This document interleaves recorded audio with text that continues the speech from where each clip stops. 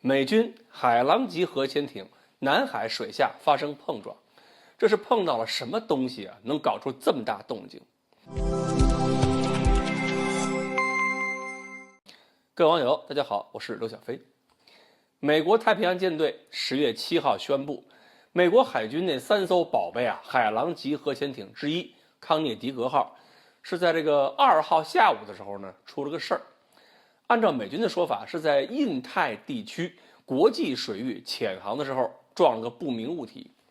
好像撞了以后动静不小，因为美军说造成了潜艇的猛烈颠簸，而且呢潜艇受伤之后还上浮到水面，以水面状态返回关岛。今天呢应该是能到关岛入港了。有报道说艇上是15人受了轻伤，2个人还中等程度受伤，这样伤了17个。另外有的媒体说呢是受伤11人，都是美国媒体说的，数字不一样，估计是对受伤程度统计方法口径不同。至于说怎么撞的，撞到哪个部位上了没讲。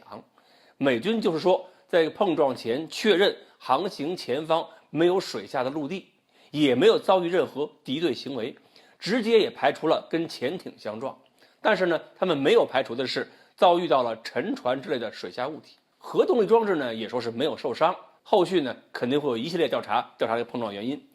另外呢它既然是水面状态航行要驶回到关岛，那么肯定航行过程中会被人看见，所以受伤部位在哪里边估计很快也会披露。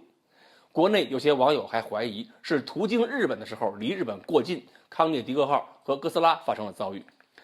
根据美国海军的说法呢，我们倒是可以猜一下到底出了什么事情。这里有些线索我们先整理一下。第一，碰撞发生之前水下地形应该是相对熟悉的。第二，碰撞后潜艇产生了巨大颠簸，导致多人受伤，说明碰撞这个物体要么是以前没有发现的暗礁，要么就是某个大型物体低速航行，因为这个物体个头太小了，还撞不出这个效果来。第三呢，潜艇是受了割伤和擦伤，说明是侧面被划过去了，而不是正面撞击。第四，要浮出水面航行去关岛，说明受伤程度已经影响了继续前航的安全性。通过这些信息一整合，我们可以大致的瞎猜一下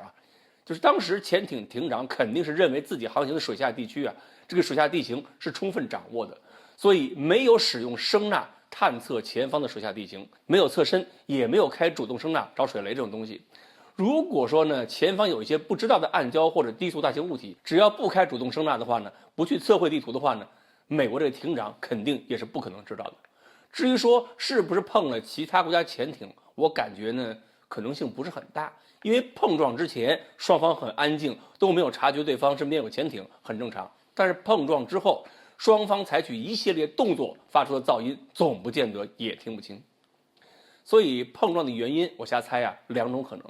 一种可能是因为以前的水下地形测绘不够清晰，有一些地形起伏没有标出，就类似2005年那次一样，就是洛杉矶级核潜艇水下撞暗礁那一次。或者呢是由于地震、火山等地质原因，导致水下发生了一个地质的变化，原来那个海图要作废。那么还有一种可能性是什么？就是惯性导航系统出现了偏移，但是艇上人员没有及时对惯导系统进行了纠正，导致航行线路跟海图上显示有了小偏差。不过后者可能性呢，我感觉倒不大。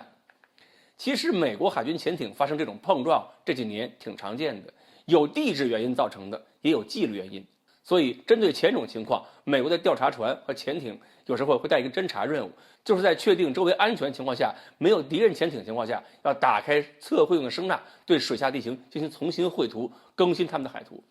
另外呢还要警惕一点，就是虽然美国海军这次出了事儿，但是千万不要以为这方面美军不行，因为即使是在这个南海的水文调查方面，美国都比我们开始的要早，积累也比我们丰富。另外呢这件事也是提醒了我们也必须尽快的尽可能的把这个水下测绘这方面工作赶紧做足。好，关于美军和潜艇水下碰撞是什么原因，我们今天呢就只能猜到这儿了。欢迎大家继续关注我们的栏目，我们下次再说。